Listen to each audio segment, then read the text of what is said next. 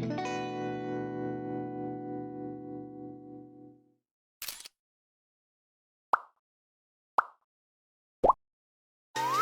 んにちは、春日部つむぎです。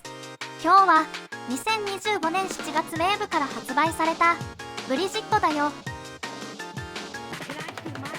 またブリジットだね。しょうがないね。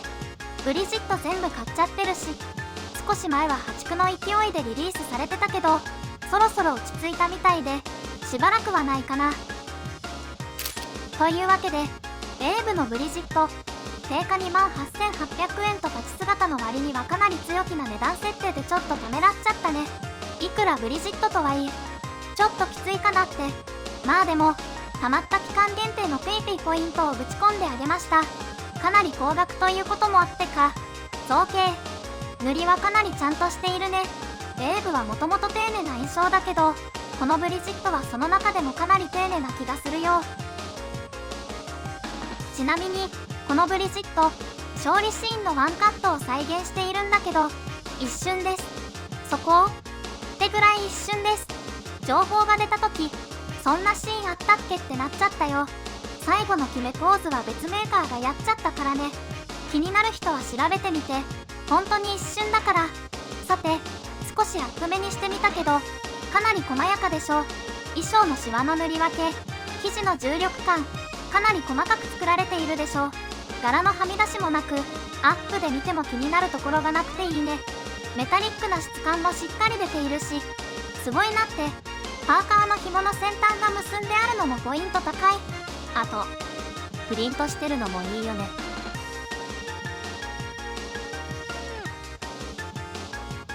いいよね。足回り、ちゃんと男の子の足って感じがあるね。男の子。膝のボリッとした感じや膝裏の筋張った感じでたくましいけど、ちょっとプニッとしてていいね。蹴られたいね。少し面白いなって思ったのが、膝に白のハイライトが表現されているんだよ。あまり他では見たことない表現で、初めは塗装ハゲかと思ったけど、メーカー写真でもそうなってたから仕様みたい。なるほどなって感じ。面白いんだけどちょっと不自然に見えちゃうかも。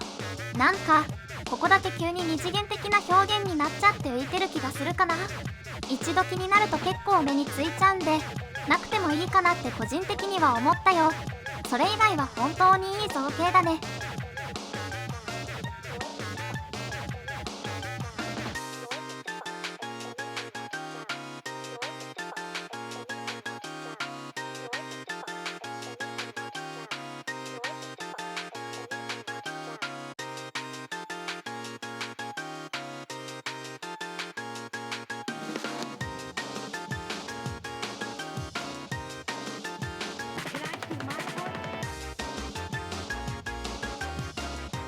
何かの意図を感じるライトが設置されているけど気のせいだよ。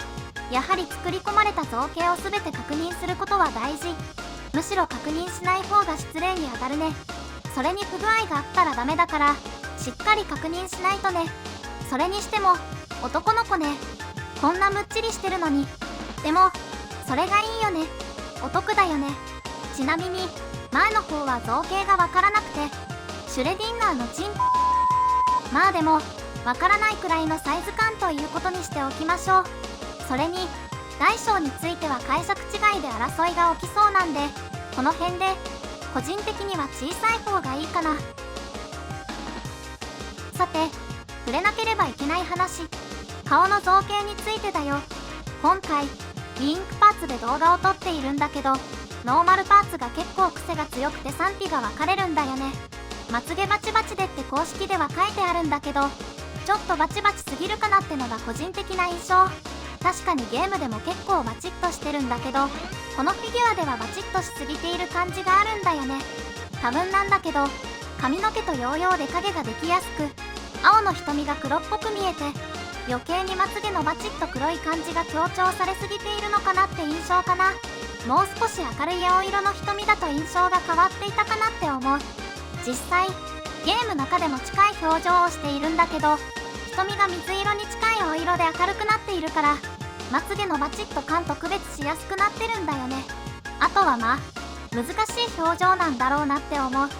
本当に一瞬でこんな表情することがあんまりないから見慣れてないってのもあるね。というわけでアンシはこっちのウィンクバージョンで飾ってるんだよね。こっちの方が自然に感じられるんでね。これは好みの問題だけどね。みんなはどっちの方が好きかな。ちなみにヨーヨーは外せるから顔がちゃんと見たいって人は外して飾ってもいいね。このヨーヨーは顔に影ができるので撮影者泣かせだったよ。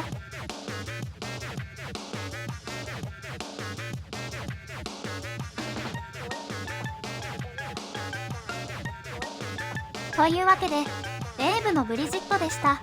かなり高額ということもあるし癖の強い表情なので無条件でおすすめはしにくいんだけど、好きな人は買ってもいいかな。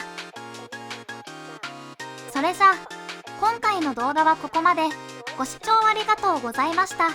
また次も気が向いたら動画作ろうと思うのでよかったら見に来てください。